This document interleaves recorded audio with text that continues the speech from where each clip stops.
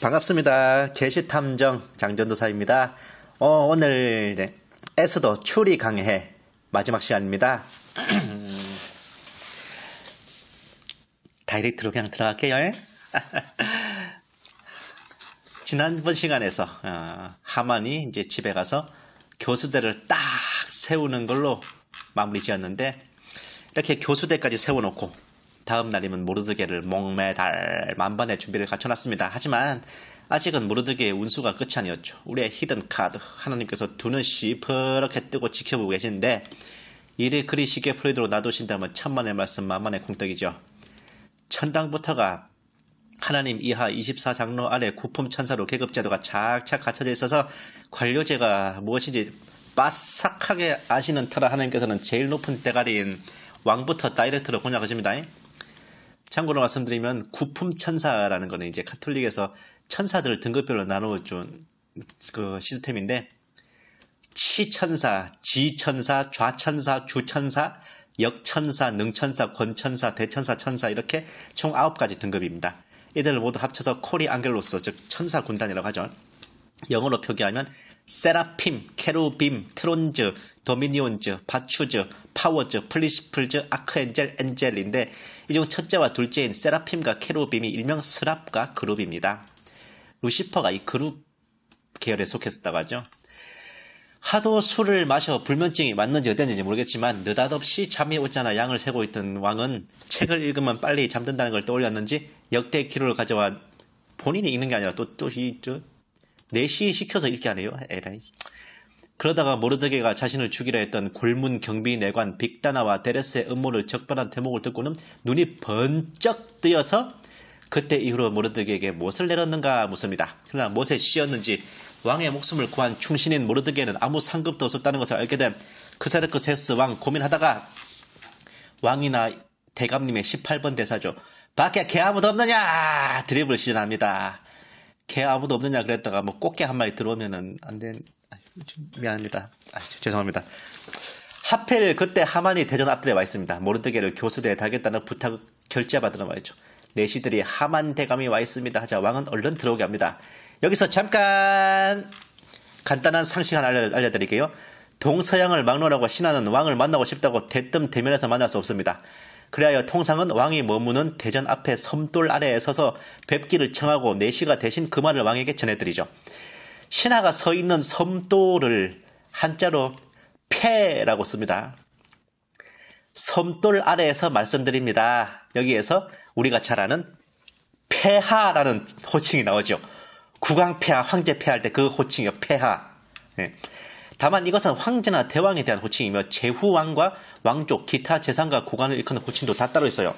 각 신분에 따라 거처하는 건물의 명칭이 다릅니다. 왕의 경우에는 무슨 전, 예를 들어 경복군 근정전 그러죠. 왕세자의 경우에는 최고참 왕족의 경우 합, 정승이나 장관급의 경우는 각이라고 부릅니다.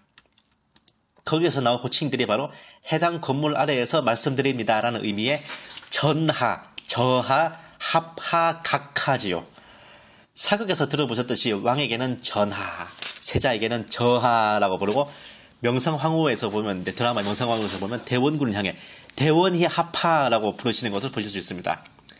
각하의 경우는 일본에서 들어왔다는 논란이 있지만 이건 사실 무근이고요. 조선시대에도 고관 대작을 보고 각하라고 불렀고요. 백범 김구 선생도 주석 각하라고 불리셨습니다. 각하, 우리는 원조 각하와 레이디 각하가 유명하죠. 각설하고 아무튼 하만이 모르드게를 목매달 결심으로 입을 때려 하는데 느닷없이 왕이 그에게 내가 대박 띄워주고 싶은 닌겐한테 어떻게 해주면 되겠노? 하고 묻습니다. 그러자 하만은 그게 바로 나야 하면서 김칫국 일발장전. 얼른 대답하기를 왕의 용포를 입히고 왕관을 씌우고 왕의 말에 태워서 가장 높은 고관에게 말고비를 잡게 하고 연개소문이요. 동네마다 다니면서 자랑하게 하라고 합니다. 그 말이 끝나자마자 크세르크세스 왕은 무릎을 탁 치며 빨리 소품들 가져다가 성문에 앉아있는 유대인 모르드게에게 그대로 해주라고 합니다. 보세요. 앞서 말씀드린 것처럼 모르드게가 유대인이라고 그 사람이 제국에 등용되는 거 하나도 문제 아니었습니다. 왕도 당연히 그가 유대인임을 이미 알고 있었죠. 결국 하만은 교수대 어쩌고 하는 소리는 꺼내 보지도 못하고 굵은 베옷을 입고 채를 뒤집어 쓰고 금식하고 있던 모르드게에게 임금님 코스프레를 시키고 자기가 마부마냥 말고삐 잡고 수도 수사의 거리를 돌아다니며 모르드게 얼굴에 금치를 내줍니다. 한바탕에 코스프레가 끝나고 모르드게는 다시 성문 앞으로 갔지만 하만은 완전히 멘탈이 나가서 머리를 싸매고 징징 울며 집으로 가죠. 또다시 친구들과 마누라에게 하소연을 합니다.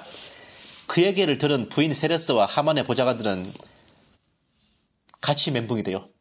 모르드게를 이길 수 없을 것이라며 불길한 결론을 내놓습니다. 좀 더 의논하고 뭔가 결론을 도출해야 되는데 하필 그때 왕궁에서 내시들이 와서는 에스더 왕비가 연 파티에 참석해야 된다고 하만을 데리고 나가죠. 아마 하만은 이쯤에서 속이 바짝바짝 타들어갈 겁니다. 이쯤에서 하만이 모르드게를 직접 어떻게 한다는 건 불가능합니다. 모르드게는 여전히 동족들에게 닥쳐올 비운을 생각하며 애통했을지 몰라도 적어도 그 자신이 하만에게 위해를 당한다는 것은 그 시점에서 강철로 만든 무지개에 지나지 않았습니다. 왕의 목숨을 구해준 충신, 왕이 직접 용포를 입히고 왕관까지 씌워 사람들 앞에서 내보일 만큼 총애를 받는 총신을 건드린다는 것은 자살행위입니다.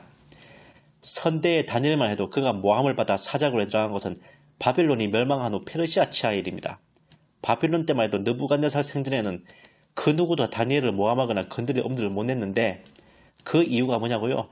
바빌론 왕 느부갓네살이 엎드려 절을 할 만큼 다니엘을 아끼고 신임했기 때문입니다.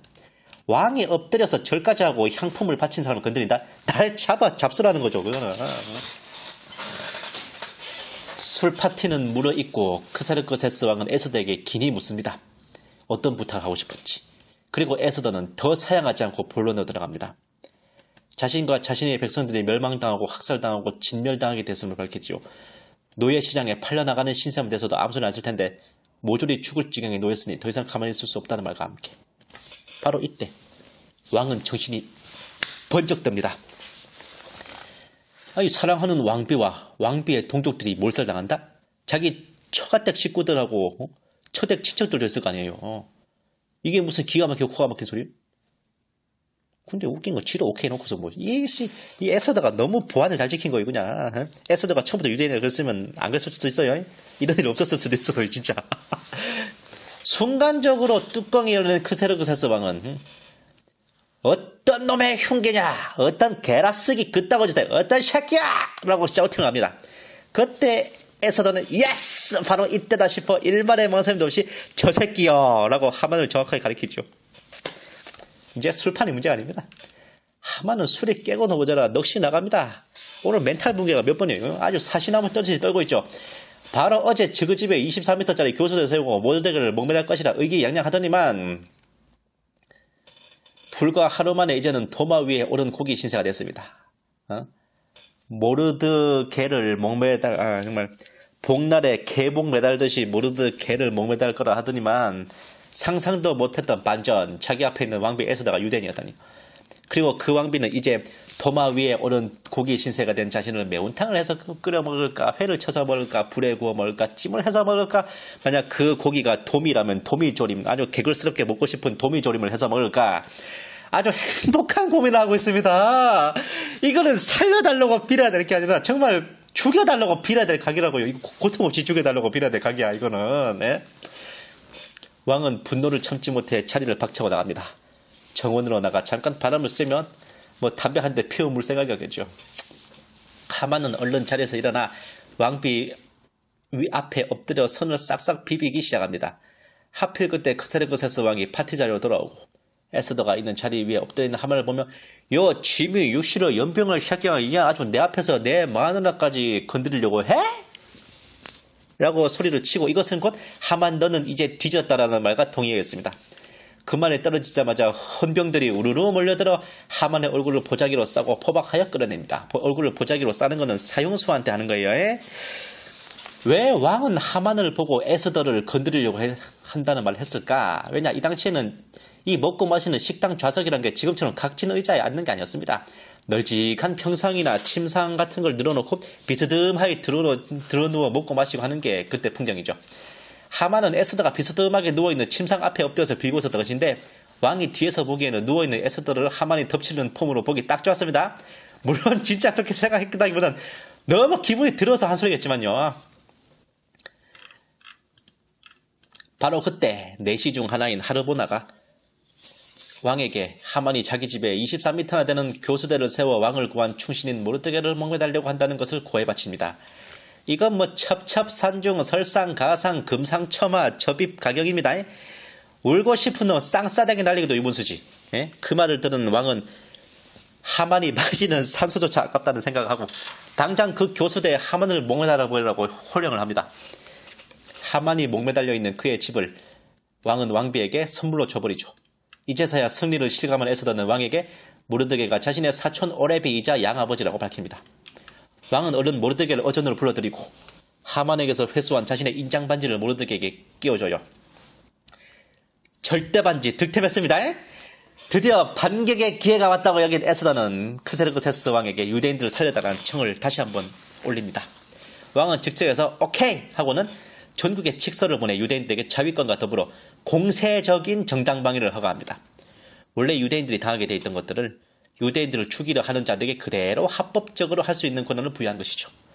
마침내 모르드게는 1인 지하 만인 지상의 영의정 대감 재상의 자리에 오르고 왕비의 양아버지로서 국구, 바로 왕의 장인을 보고 국구라 그러죠. 국구의 지위까지 올라 그야말로 군국 대사를 한 손에 쥔 제국의 2인자가 됩니다. 이건 뭐 페르시아판 수양대군이요. 뭐 개유정난 끝난 다음날 수양대군과 같습니다. 그게 감투로 끝난 게 아니에요. 하만의 사주를 받아 유대인들을 멸하려 했던 자들에 대한 반격이 시작됩니다. 수사의 왕궁에서만도 500명이 죽었고 하만의 10아들을 모두 참하여 효소합니다. 왕궁만 아니라 수사 시내에서도 300명이 죽었고 페르시아 제국 전역에서 역관광당한 원수들의 숫자는 7만 5천에 이르렀습니다. 인간사 세옹지 마라. 사람이라는 건 참으로 알 수 없는 겁니다. 원래 유대인들이 멸망하기로 돼 있던 무서운 날이 빛나는 승리와 영광의 날로 바뀌었으니 에스더서 전체에 하나님이라는 단어가 한 번도 등장 안 해도 하나님의 손길이 눈에 보여요. 이 정도면 아무튼 이 일로 유대인들이 페르시아 제국의 갑이 되고 에스더와 모르드게는 잘 먹고 잘 살고 모두들 행복하게 살았으니 메데타시 메데타시. 그리고 그들은 행복하게 살았답니다. 본 탐정의 추리가 시작되는 것은 여기서부터입니다. 왜 크세르크세스 왕은 에스더의 말에 극도로 분노하고 분개했던 것일까요? 불과 어제까지, 아니 좀 전까지 물고 빨고 베프의 절친인 하만을 순식간에 왜 그리 매정하게 숙청했던 걸까? 단순히 에스더 왕비의 일족인 유대인들을 멸하려 했다는 이유만으로요? 이 수수께끼를 좀 더 빨리 이해하려면은 카톨릭 성경에서 표현된 크세르크세스 왕의 칙명을 한 번 더 읽어볼 필요가 있습니다. 그 칙명서는 바로 하만의 행위에 대한 왕의 최종 결론이며 판정입니다. 좀 길지만 이거는 제가 장난 안 치고 그대로 최대한 읊어보겠습니다. 앞부분 좀 생략하고요. 흔히 권좌에 앉게 된 많은 이들이 친구들에게 국사를 맡도록 위임하고 그 권유를 따르다가 무죄한 자들이 흘리는 피해 공범이 되어 불행에 빠지게 됩니다. 그들이 악의에 찬 속임수로 통치자들의 순수한 선의를 기만하기 때문이죠. 사실 페르시아와는 혈통이 전혀 다르고 우리 페르시아인들의 선함과도 거리가 먼 마케도니아 사람 함무다드의 아들 하만은 우리에게서 왕권과 생명을 앗아가려고 꾀하였습니다. 그리고 개교에 찬 교활한 속임수로 우리의 구원자이며 은인인 모르드게와 왕위의 흠없는 동반자인 에스더를 그들의 동족 전체와 함께 파멸시키도록 요구하였습니다. 그는 이러한 방식으로 우리를 고립시켜 페르시아인의 주권을 마케도니아인들에게 넘겨주려고 생각했던 것입니다. 그러나 우리는 이 악랄하기 짝이 없는 죄인으로 말미암아 멸망의 구렁으로 내던져진 유대인들이 범법자가 아니라 대단히 올바른 법규에 따라 살아가는 시민들임을 압니다. 이들은 가장 높으시고 더없이 위대하시며 항상 살아계신 하나님의 아들들입니다. 여러분은 12째 달인 아달월 13일에 그들을 도와주십시오. 만물의 통치자 하나님께서는 이날을 선택된 민족을 위하여 파멸 대신 환희의 날로 만드셨습니다. 여러분도 이날을 여러분의 특별한 날로 정하여 온갖 잔치를 열어 경축하십시오. 그리하여 오늘 이후로 이날이 우리 선의의 페르시아인에게는 구원을, 우리를 거슬러 역적 모의를 한 자들에게는 멸망을 기억하는 날이 되게 하십시오. 중간중간에 좀 생략하긴 했지만 이런 내용입니다. 페르시아 대왕 크세르크세스가 뭐라 그래요? 하만의 행위에 대해 명백하게 역적 모의, 역모, 왕권과 생명을 앗아가려는 행위, 페르시아의 주권을 넘겨주려는 생각이라 평하고 있지 않습니까? 여적죄요, 여적죄. 지금 문재인이 하고 있는 여적죄. 이는 단순히 에스더 왕비에게 빠져 유대인들의 목숨을 살려주라는 그런 측은지심에 나온 게 아니에요. 국왕으로서 명백하게 제상 하만의 역모를 진압한 겁니다. 에스더서의 정황적 고증 오류로 들어지는 게 대표적인 게 뭐냐. 아무리 하만이 거짓말했다지만 자기가 페르시아 왕이 아니라 이스라엘 왕이나 되는 것처럼 유대인들에게 자기 백성을 학살해도 좋다고 용인하는 게 말이 되냐. 7만 5천 명의 인구가 당시에 엄청난 건데 여자 하나 때문에 그만한 국민들을 몰살시킨다는 게 말이 되냐. 게다가 하만이 마케도니아 사람이고 정말 큰 짓을 했다면 마케도니아는 알렉산드로스가 태어나기도 전에 페르시아에게 개박살났을 거다. 아무래도 이 책은 마케도니아에게 페르시아가 멸망한다는 것을 이미 알고 있는 후대 사람들이 쓴 것이다. 그렇게 반박하는 그 의견이 있어요. 그렇다면 이제부터 역사 매니아가 아니라 탐정으로서 한번 이걸 추리로 파쇄해 보겠습니다. 페르시아 제국은 아시다시피 다문화 국가예요. 다민족 국가입니다. 미국과 같은 그런 국가예요. 제국령 내에 거주하는 국민은 출신 민족이 어디든 모두가 페르시아 국왕의 시민입니다. 거기에 거주하는 유대인들은 페르시아 백성 아니에요? 유대인과 페르시아인을 굳이 구분하여 거론하는 것 자체가 하나만 알고 둘은 모르는 생각입니다. 그 거짓말이 단순한 거짓말이 아니라 제국 왕비의 친정 식구들이 포함된 동족들이자 페르시아 제국의 일부를 차지하는 물경 수십수백만의 거대한 민족인데 그따위의 흉계로 제국에 감당할 수 없는 치명타를 입히려는 행위를 과연 국왕이 손가락만 빨면서 지켜봐야 합니까?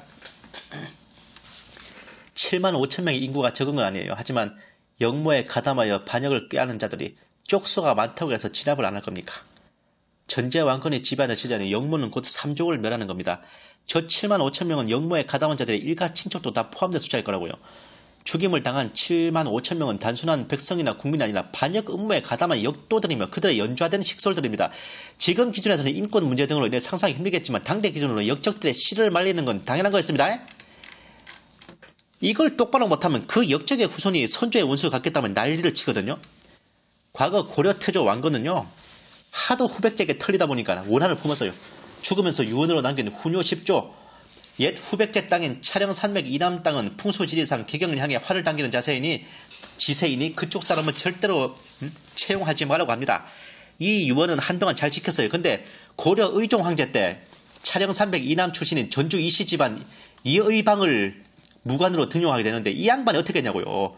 무신정변 일으켜서 고려 황실을 거의 뒤엎으려 했죠. 자기 딸을 태자비로 들여 아예 황실을 쥐고 흔들 굽니까 하다가 라이벌인 정중부에게 살해당하고 고려 조정에 의해서 그의 집안이 몰살을 당하는데 이의방의 동생인 이린 하나만 간신히 목숨을 건져 도망칩니다. 이린이 누구냐? 조선 태조 이성계의 6대조 할아버지입니다. 그의 6대손이 이성계는 위화도 회군으로 정권을 잡고 고려 왕족을 뒤엎고 조선을 건국하며 고려 왕치들을 몰살시키죠. 왕씨 성을 가진 사람을 3만 명이 넘게 죽였을 때 이거는 거의 인종청소에 가까운 제노사이드입니다. 이 모든 것이 첫째는 태조 왕건의 유언을 제대로 안 지킨 탓이고 둘째는 역적을 소탕하면서 확인 사살을 똑바로 안 한 탓입니다. 제 말이 틀린 게 아니죠.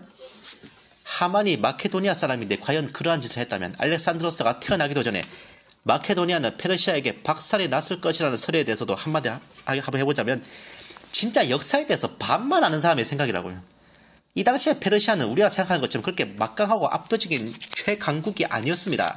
물론 오리엔트 최강국이자 당대에 객관적으로 적수가 없는 막강한 국가에 있던 거는 맞는데 이게 어떤 나라에 대해서만 좀 승률이 시큰둥했다고요. 예? 그게 어느 나라냐? 그리스입니다. 그리스. 우리는 흔히 페르시아 전쟁이라 그러면 압도적인 페르시아 군대를 작지만 단단한 그리스 군대가 일치단결하여 영웅적인 항전을 펼쳐 물리쳤다는 걸로 생각하기 쉬운데 그거는 마라톤 전투와 테르모필레 전투, 살라미스 해전이 벌어진 페르시아 전쟁 시즌 1이었습니다. 살라미스 해전을 끝으로 페르시아의 그리스 침공은 끝났고 이어진 시즌 2는 바로 페르시아의 그리스 침공이었습니다. 정정정. 그리스의 페르시아 침공이었습니다. 유명한 플라타이아이 전투에서 그리스 육군이 페르시아 육군을 몰살시키고 동시에 소아시아의 미칼레에서 벌어진 해전에서 아테네 함대가 살라미스에서 살아남은 페르시아의 나머지 함대를 모조리 쳐부셔버립니다. 이후 그리스 영토 내에 있던 페르시아의 마지막 거점이던 에이온이 함락되고 페르시아는 마케도니아와 테베를 비롯하여 전쟁 이전 그리스 영내에 보유하고 있던 영향력을 모두 상실한 채 순전히 본토 방어에만 급급한 상황이 벌어집니다. 에스더의 남편인 크세르크세스 왕은 BC 465년까지 왕위에 있는데 그리스와 페르시아의 전쟁은 BC 448년까지 계속됩니다. 한마디로 에스더서가 진행되는 동안 페르시아는 끊임없는 전쟁 중이었던 겁니다. 다음 왕인 아르타크셀크세스 아닥사스다 왕에 의해 칼리아스 화약이 체결된 후에야 종전을 맞았던 거죠. 그리스의 페르시아 침공은 아주 가공할 위력이었습니다. 페르시아 영토인 소아시아 서부 해안지대인 이오니아 일대, 에게해 전체를 넘어 흑해 연안과 키프로스 섬 이집트까지 제패하며 지중해의 모든 재건을 빼앗아 페르시아 해군을 반병신을 만들었어요. 나일강 해전에서 페르시아 함대가 그리스 함대를 격퇴함으로써 간신히 이집트를 완전히 뺏기는 걸 막았을 정도였습니다.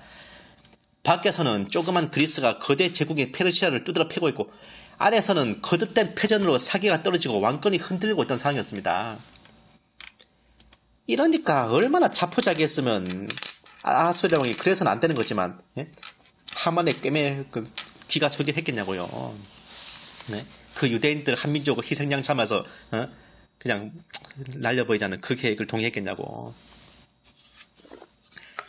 아닥사스다 왕 이후에는 완전히 페르시아 기강이 무너집니다. 왕위를 다투는 내전이 끊이지 않았고, 그리스 군대를 심지어 용병으로 들여와서 왕권 다툼에 동원하는 왕족들도 있었습니다. 유명한 그리스 역사학자 크세노폰이 바로 그때 그리스 용병으로 왔던 사람이에요. 이런 와중에 하만이 마케도니아 사람이었을지언정 페르시아가 마케도니아를 갈아 마실 여력이 있었겠습니까? 예. 하만의 행위가 과연 원수를 갚기 위한 목적이었나? 정말 페르시아를 위협하는 역모였나? 확실한 답은요. 예? 연이은 패전으로 왕권의 위험은 땅에 떨어지고 반역의 기운은 곳곳에서 일어나고, 밖에서는 그리스 침략군이 속속 페르시아 영토를 침공해오는 와중에 모두가 일치단결하여 적을 맞아 싸우도 모자랄 판국에 제국의 한 축을 이루는 민족을 진멸하며 겸사겸사 내전을 일으키려고 했던 게 하만의 행위였습니다. 정말 똑똑한 반역자는 처음부터 국왕을 노리지 않습니다. 어쩌면 하만도 처음에는 왕의 목을 다이렉트로 노렸다가 모르드게에 의해 실패한 후 작전을 바꿨을 겁니다. 전편에 언급했듯이 카톨릭 성경에서는 모르드게가 빅다나와 데레스의 용모를 적발하는 것부터 시작하는데, 그 둘이 처형된 것을 듣고 하만이 모르드게에게 이를 간다는 언급으로 봐 분명 하만의 사주에 의해 빅다나와 데레스가 왕을 모살하려 했던 것을 알 수 있습니다. 그는 국왕의 첩보요원이자 친위대의 수문장인 모르드게가 두 눈 시퍼렇게 뜨고 있는 한 크세르크세스 왕을 제거하고 페르시아를 뒤엎기 힘들다는 걸 직감했어요. 작전을 선회했습니다. 국왕의 친위 세력을 먼저 없애버리는 쪽으로. 연이은 패전과 백성들로부터의 인기 하락으로 여러모로 고독한 처지에 놓여있고 시리에 빠져있던 왕은 국면을 전환하고 새로운 활기를 불어넣을 요량으로 과거 고려의 공민왕이 신돈을 등용했듯이 마케도니아 출신 실은 아말렉 왕 아각의 후손인 하만을 중용하여 왕권을 강화할 생각했지만, 하만은 그런 국왕의 은공을 저버리고 야수의 심장으로 역모를 꾸몄던 것입니다. 결국 하만은 불순한 세력들을 숙청하여 나라를 안정시키고 왕권을 강화할 것인 양 적폐청산을 빙자하여 유대인들을 멸절시키는 법령을 왕을 기만하여 그 법령을 선포하도록 만듭니다. 이게 그대로 시행됐다면 크세르크세스 왕을 비롯하여 페르시아의 아케메네스 왕과는 무사하지 못했을 겁니다. 위에 인용한 앞에서 제가 읽었던 왕의 조서에서 보듯이 유대인들은 페르시아 제국에서 모범적이고 충성스러운 신민이었습니다. 그 출신인 에스더 왕비는 국왕의 충실한 아내였고 반려자였습니다. 왕비의 혈족인 모르드게는 국왕의 든든한 친위 세력이었을 뿐 아니라 실제로 목숨까지 구해준 개인적으로도 은인이자 공신이자 충신이자 총신입니다. 그런데 그런 유대인들은 어떤 근거도 단서도 없이 정말 박근혜 대통령을 탄핵했던 그 특검과 헌법재판소처럼 밑도 끝도 없이 모조리 죽이고 노략질을 한다면 그리스와의 전쟁 와중에 있던 페르시아로서는 어마어마한 물적 인적 타격이 되는 겁니다. 그 우매한 왕에 대한 신뢰와 충성은 뿌리채 뽑혀나가죠. 충성해봤자 돌아올 것은 숙청의 칼날뿐이라는 것은 깨닫게 된 제국 내 각 민족과 지방 장관들과 무관들은 칼을 거꾸로 잡고 발길을 들 겁니다. 그렇게 왕권이 땅에 떨어지고 국왕의 친위 세력들이 소멸된 후 하만이 그 무리들을 이끌고 수사의 왕궁으로 진격하게 될 것이죠. 어쩌면 하만이 수사의 왕궁에 입성하기도 전에 이미 왕의 목이 떨어져 갈대밭에 난딩국에 있을지도 모릅니다. 왜냐? 수사의 왕궁 내에 하만의 일당이 500명이었다는 겁니다. 내시와 궁녀, 친위병들 중에서도 저 국왕을 모살하려 하는 자들이 있었고 하만에게 가담한 역적들이 500명 단위로 있었다는 것은 당시 왕의 처지가 얼마나 벼랑 끝까지 몰렸었는지 실감나게 합니다. 역적들이 그렇게 도사리는 와중에 왕이 무사할 수 있었던 것은 그야말로 충신 모르드게의 필살적인 왕권 보위가 있었던 겁니다. 예? 물론 그 역적놈들은 이 모르드게를 보고 비선실세니 문고리 3인방인 하겠지만 예? 앞에서 언급했던 당대 페르시아인들은 관동 대지진 때에 쪽발리 자경단처럼 선동 한 분의 눈이 뒤집혀 죽창과 일본도를 두고 이곳에 살던 조선인들을 학살하는 그런 또라이들이 아니었습니다. 그럼에도 불구하고 유대인들을 죽이기 위해 준비하고 있다가 반격을 당해 몰살당하는 페르시아 전역의 7만 5천 명, 수사의 왕궁 내에 500명, 수사 시내에 있던 300명은 어떤 자들이겠습니까? 그들은 하만의 밀명을 받고 제국령 요소에 잠복하여 골기의 때만을 기다리고 있던 반란군이 아니었을까요? 유대인들을 숙청하는 것은 반역의 시작에 불과합니다. 유대인들을 학살하고 약탈하여 노력한 제물로 군자금을 삼아 더더욱 세를 불려 페르시아 왕가를 뒤엎을 계획이었죠. 또한 크셀크세스 왕의 조세에서 보듯이 본토 페르시아 사람도 아닌 마케도니아 출신의 하만이 이런 거대한 음모를 꾸미는데 그의 출신 국가인 마케도니아 및 페르시아 내에 혼란을 일으켜 전쟁 수행을 방해하려는 그리스의 사주와 마쿠 지원이 없었다고 할 수 있겠습니까? 과거 러일 전쟁 때 일본은 모스크바 주재 일본 대사관을 통해 러시아 공산혁명 세력들에게 막대한 자금을 지원했습니다. 혁명 봉기를 일으켜 러시아군의 전쟁 수행을 방해하도록 했어요. 통상 생각하는 것과 달리 러일 전쟁은 일본의 일방적인 승리는 전혀 아니었습니다. 막대한 피해로 인해 일본군은 거의 전멸의 지경에 이르렀었죠. 그러나 국내의 그런 공산주의 혁명 봉기로 인해 러시아군은 일본군을 쓸어버리고 일본을 아예 멸망시킬 최후의 한 방을 못 날려버린 겁니다. 결국 더 이상 전쟁을 지속하지 못한 채 포츠머스 강화 조약을 맺고 전쟁을 끝맺어 버린 거죠. 바로 이런 상황이었습니다. 이 하만의 행동도. 결론적으로 하만의 행위는 국왕을 시해하고 국가를 뒤엎으려는 반역 행위이자 전시의 적국을 이롭게 하는 문젠과 같은 이적 행위이자 여적죄였죠. 삼족을 멸하는데 이의를 제기할 수 없는 악랄한 죄악이었습니다. 그런데 이러한 역무를 진압한 빛나는 업적이 왜 페르시아 역사서에서는 기록이 되어 있지 않고 에스더 또한 그 이름과 행적이 명시되어 있지 않고 크세르크세스 왕의 왕비는 페르시아 귀족이자 장군인 오타니스와 선왕 다리우스의 여동생 사이에서 태어난 아메스트리스라고 기록되어 있을까요? 더군다나 제가 맨 첫 시간에 말씀드렸지만 헤로도토스의 역사서에서 아메스트리스는 천하의 개시악년입니다. 예? 크세르크세스 왕의 새로 들인 첩을 질투하여 그녀의 어머니를 토막 살인해서 죽입니다. 지하의 신께 바치는 제물이라는 명목으로 페르시아 귀족 자제 14명을 생매장합니다. 척천무후 저리 가라 할 정도의 악녀예요. 대체 이런 극과 극의 상황이 어떻게 벌어진 걸까요? 이 엄청난 괴리에 대해 고민하던 중 본탐정의 추리가 다시 시작되었습니다. 본탐정은 이미 벌어졌던 역사적 사건이 역사를 기록하는 자들에 의해 완전히 왜곡되어 전혀 엉뚱하게 기록된 사례가 있는가 찾아봤죠. 첫 번째인 예는 고구려사입니다. 고구려의 시조 고주몽이 소선호와 결혼하여 고구려를 세웠다가 자신이 원래 북부여에 있을 때 낳은 자식인 유리가 찾아와 아들임을 밝히자 유리를 태자로 책봉하고 소선호와 비류, 온조 두 아들은 주몽이 죽자 유리에게 숙청당할 것을 염려해 남쪽으로 내려와 백제를 건국한다는 내용이 있습니다. 그러나 이 내용은 완벽한 날조입니다. 주몽과 유리는 부자지간도 아니에요. 주몽은 고씨이고 유리는 해씨입니다. 유리 명왕으로부터 5대 모본 태왕까지 해씨성의 왕들이 고구려를 다스리고 6대 태조왕에 이르러서야 다시 고씨 왕권이 확립됩니다. 즉 위의 사건은 주몽이 한나라와의 전쟁에서 사망하자 유리를 중심으로 하는 해씨 세력이 쿠데타를 일으켜 왕비 소선호를 비롯한 고씨 세력을 축출해버렸던 사건인 거죠. 그러한 흑역사를 감추고 지우고자 태조왕은 역사 재구성에 착수했죠. 주몽과 유리를 부자지간으로 만들었고 마치 정상적으로 왕위가 승계된 것처럼 날조했던 겁니다. 곰곰이 살펴보시면요. 고구려의 왕위 상속은 태조왕 때까지도 형제 상속이 원칙입니다. 대무신왕 해무실도 자신의 아들인 호동왕자 대신 동생인 해색주에게 왕위를 물려줘. 태조왕도 동생인 차대왕에게 왕위를 물려줬습니다. 완전한 전제왕권이 확립된 후에야 부자 상속으로 고정되었죠. 그런데 왜 생뚱맞게 주몽과 유리만 부자 상속이에요?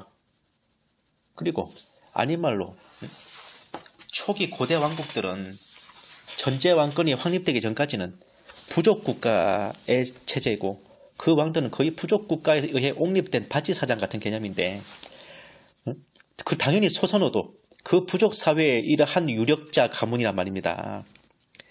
그랬는데 아니 옛날 자기 본처가 낳은 자식이 왔다고 덥석 걔를 왕위에 앉혀버리면은 그 왕이 무사할 것 같아요. 그 왕비의 친정 가문이 가만 놔두겠냐고요 왕을. 그러니까 이거는 이후에 전제 왕권이 확립된 이후의 상황을 갖다 붙여버린 거죠. 날조한 거죠. 그때 당시에 그렇지도 않았는데. 그러니까 쉽게 말해서 주몽이 갑자기 죽고 주몽의 왕비 집안인 이 소선호 부족과 이 유리를 옹립하는 부족들 사이에 벌어진 내전에서 이 소선호 집안이 패했던 겁니다. 결론은. 이런 조작된 역사도 계속 배우다 보면 어느새 사실인 양 굳어지는데 대표적인 예가 고구려의 시조는 동명상왕이라는 거예요. 고구려 역사에 동명상왕이라는 왕은 없습니다. 고주몽의 시호는 추모성왕이에요. 동명상왕은 바로 부여의 시조입니다. 고구려인들이 동명상왕의 건국설화를 거의 컨트롤 C-V 했기 때문에 삼국 사기를 쓴 김부식조차 고주몽의 설화를 착각해버린 거예요. 부여의 시조인 동명상왕을 고구려의 시조로 기입하는 실수를 저지른 겁니다. 그 결과 오늘날까지 우리는 고구려의 시조 고주몽을 동명상왕이라고 기억하고 있죠. 심지어 한국을 빛낸 100명의 위인데도 고구려 세운 동명왕 그러잖아요. 에스더의 무대가 된 페르시아 역사에서는 이런 일이 없었을까요? 있었습니다. 대제국 페르시아를 존재하게 한 명군 중의 명군인 키루스 2세 일명 고레스 왕. 이 인물은 이란 고원 한 구석에 틀어박혀있던 페르시아를 부흥시켰어요. 강대한 메디아 왕국을 집어삼킴으로써 제국의 초석을 다졌습니다. 분명한 역사적 사실은 키루스 2세가 메디아 왕국을 침공하여 정복한 것인데 어떤 역사책에서는 전혀 생뚱맞은 내용으로 기록되어 있습니다. 그것은 키루스 2세가 메디아 왕국의 동맹으로서 외적을 격파하고 훌륭하게 임무를 수행해내자 메디아 왕이자 키루스 2세의 삼촌 숙부가 되는 시아자리스 왕이 자신의 외동딸 아마티아 공주를 키루스 2세에게 시집보내 메디아 왕위까지 물려주었다는 겁니다. 그렇게 페르시아와 메디아가 사이좋게 합병하여 제국을 이뤘다는 것이죠. 이 이야기는 심지어 베스트셀러인 키루스 대제의 역전의 병법이라는 유명한 책에 인용될 만큼 상당히 지지를 받는 설입니다. 근데 어디 사실이 그러냐고. 진실은 역시나 페르시아 왕 키루스 2세가 메디아를 침공하여 집어삼킨 거죠. 이것도 에스더가 아메스트리스로 왜곡된 만큼이나 엄청난 역사 날조인 겁니다. 그럼 왜 에스더와 모르드게의 이야기는 그렇게 난도질을 당하듯이 왜곡돼 버렸을까? 그 비유는 무엇 때문이었을까요? 저는요, 에스더의 남편인 크세르크세스가 제위 12년째인 BC 474년에 하만의 영무를 진압하고 그 후 9년 후인 BC 465년에 또 다른 귀족들의 반란으로 결국 목숨을 잃었다는 점을 주목했습니다. 뒤를 이은 국왕은 다행히 왕의 아들인 아르타크세르크세스였어요. 느헤미야를 도와 성전을 재건하도록 밀어주는 아닥사스다 왕입니다. 통상 선왕을 영무로 시해했다면 뒷감당이 무서워서라도 어떻게 그 선왕의 아들을 옹립해요. 무슨 똥배짱으로. 저는 또다시 추리를 했는데 상당히 어두운 결론에 봉착했습니다. 제가 지난번에 성경 인물 탐구 비느하스 편을 이제 썰을 풀었을 때 청년 제사장 비느하스의 말년이 굉장히 씁쓸했다는 언급을 드린 바 있습니다. 성경에 비느하스의 만년의 행실이 나와 있지 않은 것도 빛나는 청년의 시기만이 기억되도록 하기 위한 하나님의 세심한 배려일지도 모른다는 추측과 함께 저는 이런 일이 에스더와 모르드게의 때에도 있지 않았을까 그런 생각이 부딪혔죠. 그들도 사람일진데 거대한 제국의 권력을 한 손에 쥐고 죽이고 살리는 권세를 휘두르는 위치에 서게 되자 초심을 잃어버리고 전횡을 일삼았을 가능성입니다. 역사서에 따르면 크세르크세스 왕은 말년에 정치에 관심을 잃고 하렘에 빠져 정사를 내팽개쳤다고 나와 있는데 아무도 에스더와 모르드게의 국정농단과 횡포에 질려 자포자기 해버린 그런 상황이 아니었을까요? 어머니와 외조부가 부왕을 무시하고 권력을 마음대로 휘두르는 것에 아들인 아닥사스다조차 학을 떼버렸고 아닥사스다 왕이 귀족들에 의해 옹립된 게 아니라 본인 스스로가 귀족들을 규합하여 통치를 포기한 아버지 크세르크세스와 국정을 농단하는 어머니 에스더 외조부 모르드게를 축출하고 왕위에 오른 것이 아니었을까요? 예를 들면 이런 거. 아들아 이게 무슨 짓이냐? 왕위를 계승하는 중입니다. 워크래프트에 나오는데. 에스더와 모르드게가 합장된 묘소가 발굴되었다는 고고학 소식을 들은 바 있지만 왕비람은 당연히 국왕 크세르크세스의 능묘에 함께 묻혀있어야 정상이죠. 모르드게와 함께 묻혀있었다는 것도 위와 같은 저런 상황이라면 충분히 납득할 수 있는 일입니다. 아닥사스다 왕은 어머니와 외조부에 대한 모든 것을 지워버리고자 대대적인 역사 재구성에 착수했습니다. 유대인 출신 에스더 왕비를 페르시아 귀족 장군 오타니스와 선대왕 다리우스의 여동생 사이에서 태어난 아메스트리스 왕비로 바꿔치기 하고 행적 또한 완전히 새로운 내용들을 지어내서 원래 에스더의 행적을 덮어버린 겁니다. 그 결과 에스더 왕비와 모르드게의 일은 오로지 성경에만 기록되어 전해져야 된 것이고 세상의 역사서에서는 지워져 버린 거죠. 이집트의 투트모세 3세도 자신을 유폐하고 국정을 휘두른 어머니 하트셉수트를 역쿠데타로 몰아내고 왕위를 되찾은 후 하트셉수트 여왕에 대한 모든 것을 지우고 삭제해버렸습니다. 하트셉수트의 양아들이던 모세가 실각하여 히브리 노예들의 공사장으로 배치된 것도 양어머니 하트셉수트의 폐위에 따른 숙청이었죠. 적폐청산. 그러나 어머니와 외조부로부터 다수의 신앙심만은 물려받았던 아닥사스다 왕은 그것을 잊지 않았습니다. 어머니와 외조부와 마찬가지로 신실한 유대인인 느헤미야를 술관원으로 등용하고 그를 유대 총독에까지 임명하여 페르시아 궁정에 막대한 내탕금을 밀어주어 느헤미야로 하여금 예루살렘 성전을 재건하도록 해주게 이르죠. 그나마 조금은 밝은 결과를 하겠습니다. 에스더의 피를 물려받은 아닥사스다 왕을 끝으로 페르시아 역사에 더 이상 신실한 왕은 등장하지 않습니다. 에스더의 남편 크세르크세스 왕이 사망하고 135년 후 그리고 성전을 재건해준 아닥사스다 왕이 사망하고 95년이 되는 BC 330년에 페르시아는 마케도니아의 알렉산더 대왕에 의해 멸망하였습니다. 성경의 기록은 성령님의 감동이며 그 자체로 살아있고 운동력이 있는 생명 그 자체입니다. 성경에 기록된 것, 그 모든 것, 1.1핵 하나도 진리 아닌 것이 없으며 진실 아닌 것이 없으며 사실 아닌 것이 없습니다. 그 누가 입방아를 찢든 그것은 고색 창연한 바위에 낀 이끼에 지나지 않습니다. 하만의 음모라는 무서운 시련을 불임절이라는 축제의 날로 변화시킨 놀라운 기적은 오늘날까지 한민족 한국가로서 굳건히 서 있는 이스라엘 그 자체가 바로 증거, 우리 주 하나님께서 증인이십니다. 오늘도 본 계시탐정 장존조사는 밥값을 제대로 했습니다. 오랫동안 들어주신 여러분들 감사합니다.